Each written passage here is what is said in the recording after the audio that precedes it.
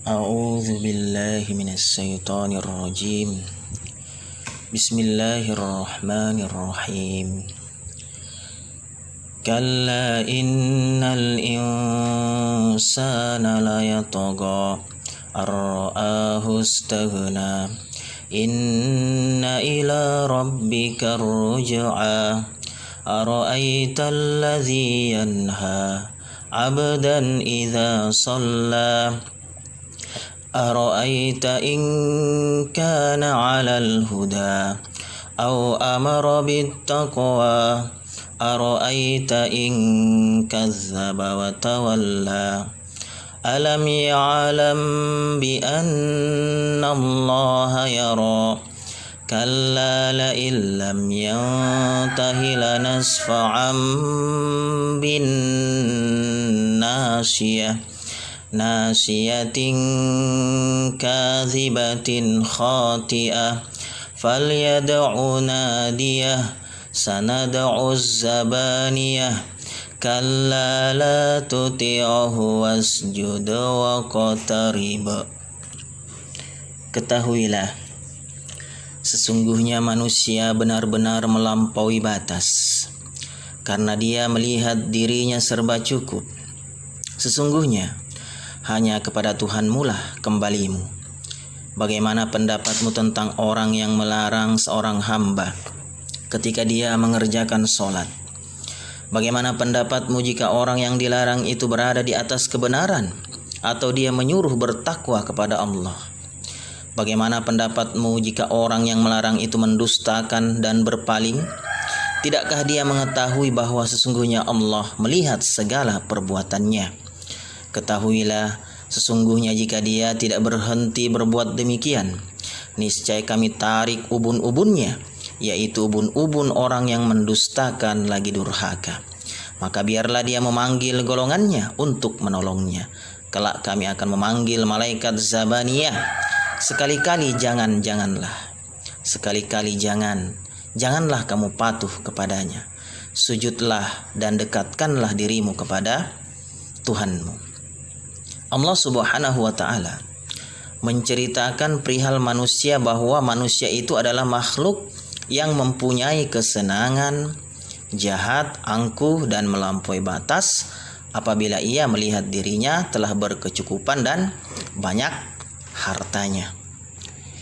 Jadi kalau manusia itu sedang mendapatkan nikmat, sifat dasarnya dia lupa, ya kan, mengingkari nikmat itu.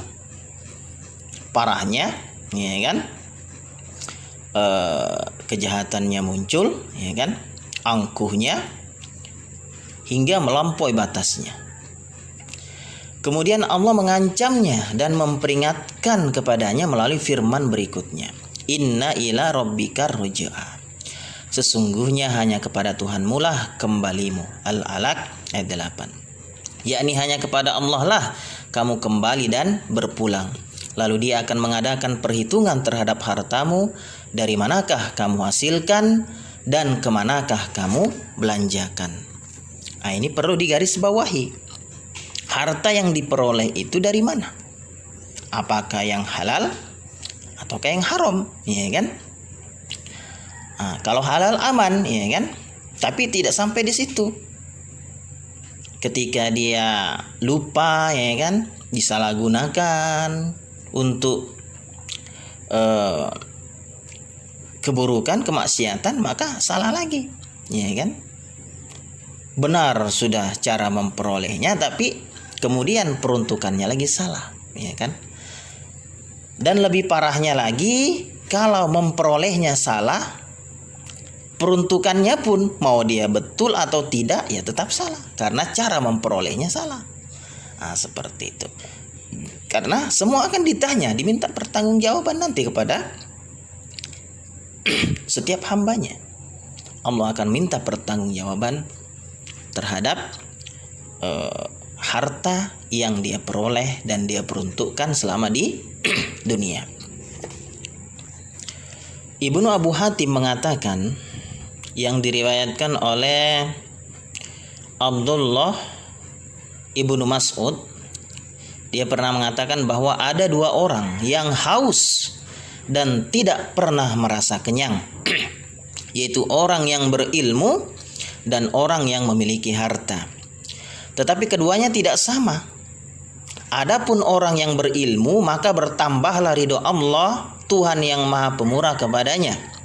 Adapun orang yang berharta, maka dia makin tenggelam di dalam kesesatannya, sikap melampaui batasnya. Jadi kalau Anda bilang capek, Anda saja yang capek, ya kan? Saya tidak capek gitu nah, ya kan? Karena saya haus dengan ilmu, ya kan? Silakan saja Anda haus dengan harta Anda, ya kan? Tapi ketahuilah, ya kan? Haus dengan ilmu itu menambah keridhoannya Allah. Tapi haus dengan harta, dia akan makin tenggelam di dalam kesesatan dan melampaui batas.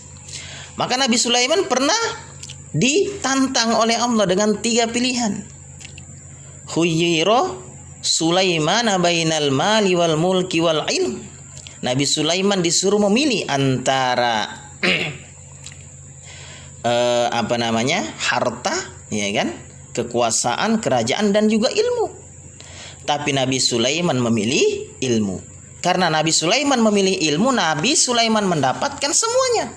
Dia berkuasa, dia juga yang paling kaya sejagat raya ini. Itulah hebatnya ilmu. Seperti itu. Kalau hanya hebat di harta, tidak hebat di ilmu, ya kan? Harta itu sudah banyak kejadiannya, ya kan?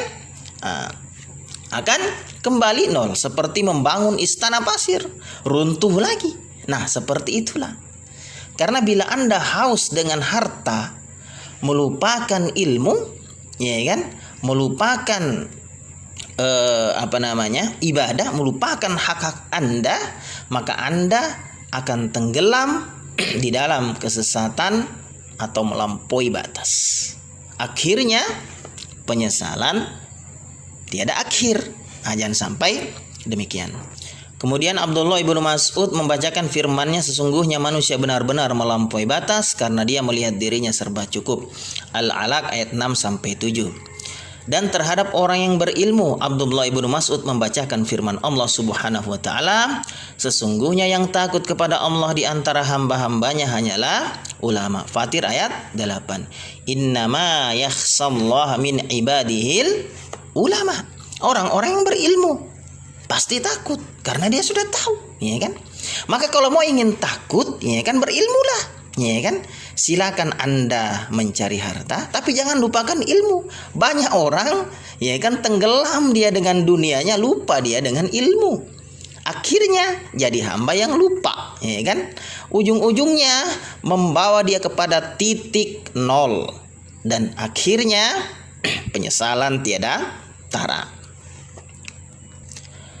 Hal yang semakna telah diriwayatkan pula secara marfu sampai kepada Rasulullah sallallahu alaihi wasallam, yaitu manhumani la yasba'ani talibu ilmin wa talibu dunya.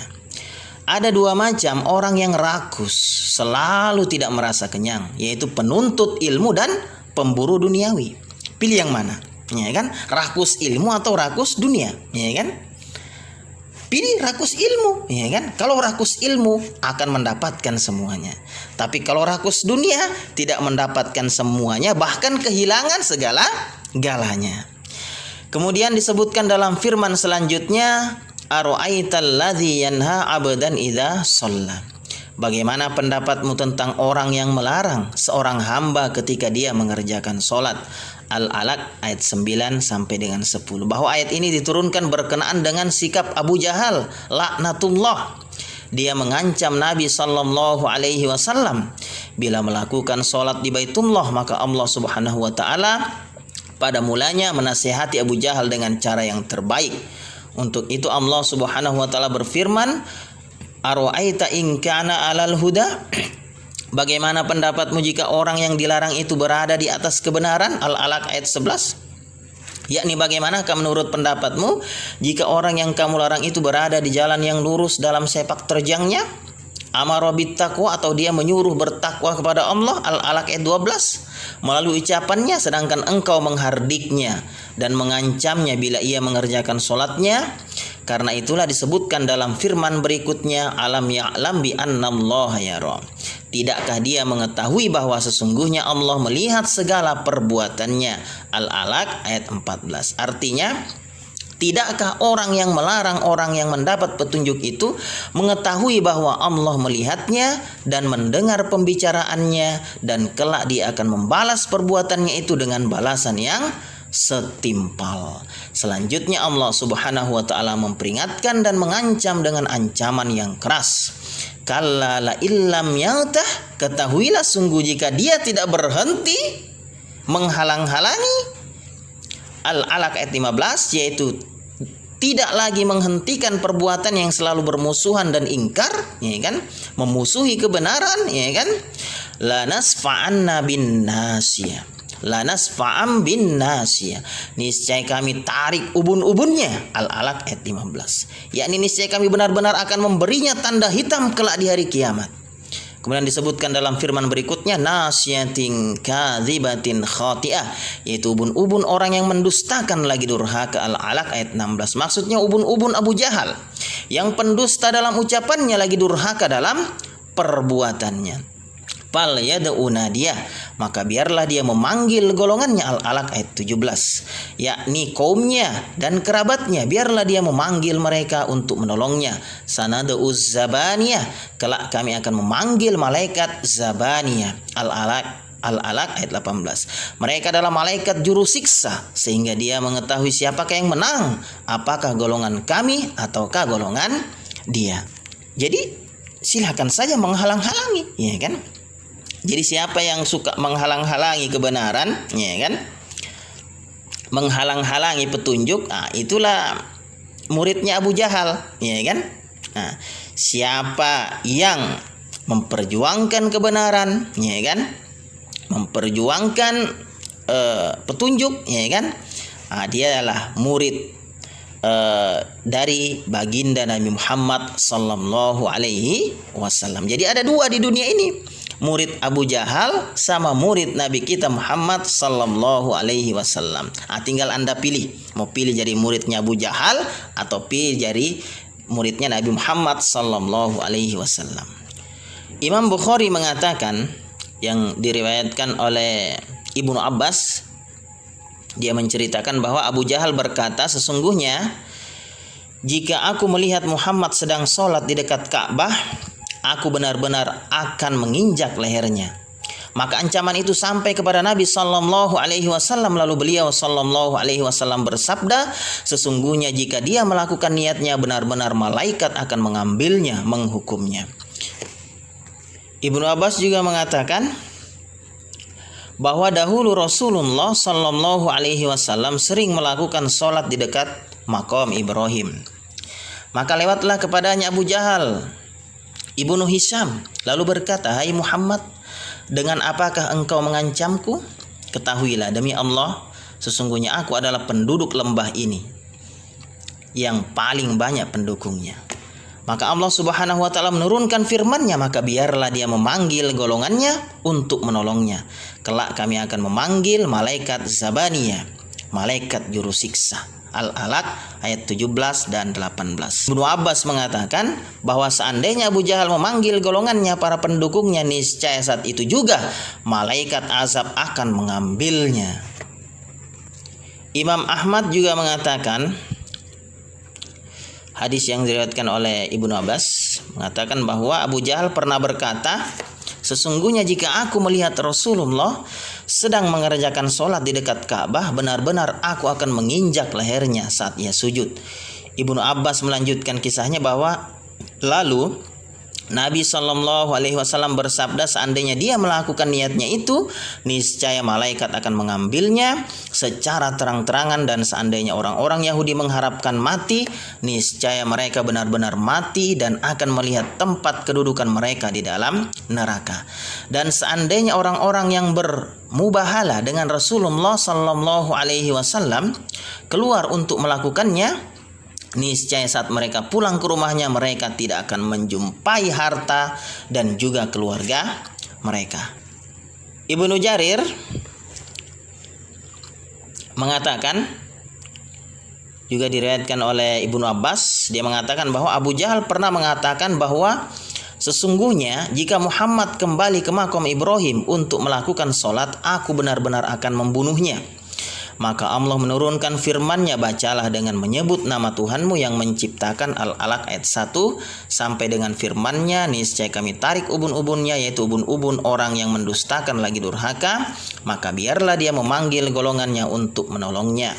Kelak kami akan memanggil malaikat Zabaniyah. Al-Alaq 15 sampai 18. Maka Nabi SAW datang dan melakukan sholatnya. Lalu dikatakan kepada Abu Jahal, mengapa engkau mengurungkan niatmu dan tidak melakukannya? Abu Jahal menjawab, sesungguhnya ada bala tentara yang banyak sekali yang menghalang-halangi antara aku dengan dia. Ibnu Abbas mengatakan bahwa demi Allah, seandainya Abu Jahal bergerak, benar-benar malaikat akan mengambilnya dengan terang-terangan, sedangkan orang-orang menyaksikannya. Jadi siap-siap saja bila ingin menjadi muridnya Abu Jahal, ya kan? Tapi harus terima juga resikonya. Ibnu Jarir juga mengatakan yang diriwayatkan oleh Abu Hurairah radhiyallahu anhu yang mengatakan bahwa Abu Jahal pernah berkata, maukah kalian melihat wajah Muhammad ditaburi dengan debu di hadapan kalian? Mereka menjawab, ya. Abu Hurairah melanjutkan bahwa lalu Abu Jahal mengatakan, demi Lata dan Uzza, Tuhannya Abu Jahal, yaitu berhala, patung-patung, sesungguhnya jika aku melihat Muhammad sedang sholat seperti ini sujud, aku benar-benar akan menginjak lehernya dan benar-benar akan menaburkan debu ke mukanya. Maka datanglah Abu Jahal kepada Rasulullah SAW yang sedang mengerjakan sholat dengan maksud akan menginjak lehernya. Abu Hurairah melanjutkan kisahnya bahwa maka tiada yang mengejutkan mereka yang menyaksikan Abu Jahal, melainkan karena mereka melihat Abu Jahal surut mundur ke belakang dan melindungi wajahnya dengan kedua tangannya. Ketika ditanyakan kepadanya, mengapa engkau Abu Jahal? Abu Jahal menjawab, sesungguhnya antara aku dan dia terdapat parit api dan pemandangan yang sangat menakutkan serta banyak sayap. Jadi kalau Abu Jahal itu, sebenarnya Abu Jahal itu bukan orang lain, pamannya Nabi, ya kan? Tapi sangat memusuhi Nabi karena dakwahnya, ya kan? Dakwah Islamnya Nabi. Jadi kemudian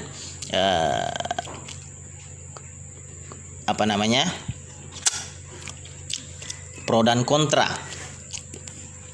Abu Jahal Tuhannya berhala, patung-patung, sedangkan Nabi Muhammad Tuhannya Allah Subhanahu wa taala. Jadi siapa yang jadi ingin muridnya Abu Jahal, maka Tuhannya itu pasti berhala, patung-patung. Maka saya katakan kemarin, ada orang, ya kan, sudah sholat atau sudah mengatakan Islam, karena belajarnya ndak terus, ya kan, ndak betul, akhirnya masih juga musyrik, ya kan, masih musyrik, ya kan, Tuhannya jin dan lain sebagainya. Nah seperti itu. Jadi pilih saja di hidup ini, Anda mau jadi muridnya Abu Jahal atau muridnya Nabi Muhammad SAW. Kalau Anda ingin menjadi muridnya Abu Jahal, maka Tuhan Anda pasti berhala, patung-patung, jin dan sebagainya. Tapi kalau Anda ingin menjadi muridnya Nabi Muhammad SAW, maka Tuhan Anda pasti Allah Subhanahu wa taala yang menciptakan segalanya dan yang meramut segalanya, apa yang ada di langit dan juga di bumi. Abu Hurairah melanjutkan bahwa lalu Rasulullah SAW bersabda, laudana minni lah tatofathul malaikatu utwa. seandainya dia mendekat kepadaku, niscaya malaikat akan mencabik-cabik tubuhnya anggota demi anggota. Firman Allah Subhanahu wa taala, kalla la tuti'hu, sekali-kali janganlah kamu patuh kepadanya. Al-Alaq ayat 19. Yakni hai Muhammad, janganlah kamu patuh kepada orang itu yang melarang kamu melakukan rutinitas ibadahmu, melainkan teruskanlah solatmu menurut yang kamu sukai. Janganlah engkau pedulikan dia, karena sesungguhnya Allah lah yang akan memeliharamu dan menolongmu, dan dia akan memelihara kamu dari gangguan orang lain. Wasjud waqtarib, dan sujudlah dan dekatkanlah dirimu kepada Tuhan. Al-Alaq ayat 19. Maka seperti yang sudah saya buat kemarin, jadi bukan cari hantu, tapi mendekat kepada Allah sedekat-dekatnya.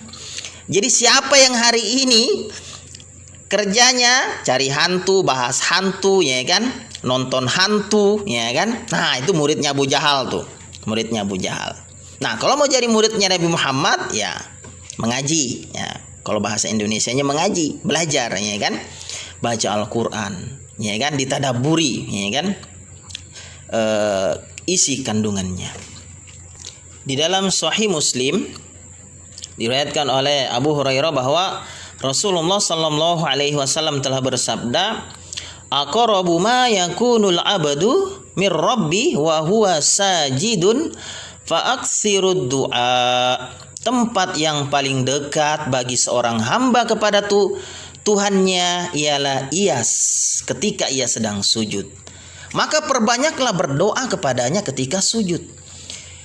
Jadi tempat, ya kan, keadaan yang paling dekat seorang hamba dengan Tuhannya ketika dia sujud. Maka perbanyaklah doa ketika sujud. Dan dalam hadis terdahulu telah disebutkan pula bahwa Rasulullah sallallahu alaihi wasallam melakukan sujud tilawah pada surat Insyiqaq dan Al-Alaq ini. Jadi ketika sholat membaca surat Al-Alaq selesai, wasjud waqtarib, maka sujud tilawah, baru berdiri lagi. Atau ketika membaca Al-Quran, baca surat Al-Alaq, sujud tilawah, ya kan. Kemudian doa, ya kan, ada doanya. Sajada wajhiya lilladzi khalaqahu, sajada wajhiya lilladzi khalaqahu wa saqqa sam'ahu wa basarahu bihaulihi wa quwwati. Itu doa sujud tilawah yang diriwayatkan oleh Sunan Tirmidzi. Jadi ketika habis selesai membaca surat Al-Alaq, maka disunnahkan sujud tilawah, apakah dalam keadaan sholat atau sedang membaca Al-Quran. Jadi dari surat Al-Alaq ini sampai 19 tadi terkandung motivasi bahwa ketika Allah menginginkan limpahan rahmat dari Allah, maka jangan mengabaikan tentang mengingat dia dengan belajar, ya kan, dengan berilmu, ya kan, mentadabburinya, mengamalkannya.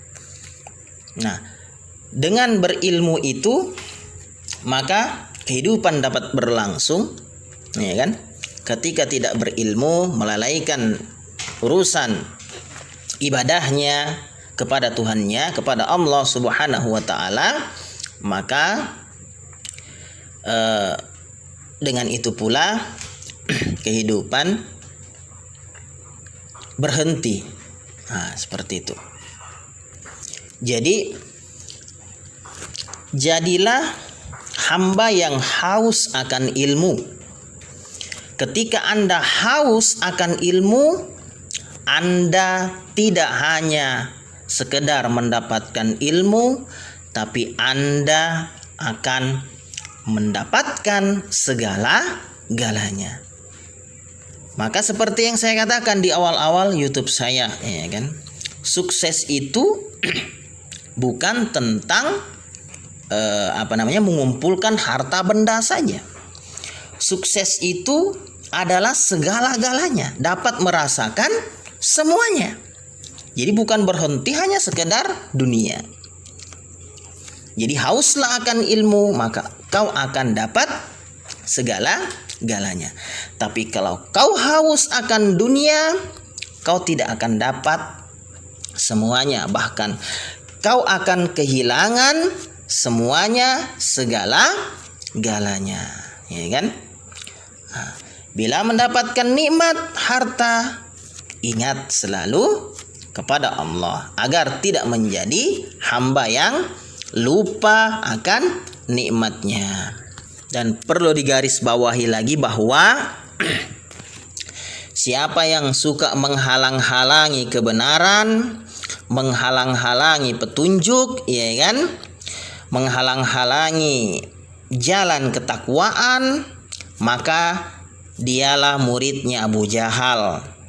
Berarti sesuai dengan konteks pembahasan kita, dialah jenis orang yang tauhidnya bermasalah, ya kan?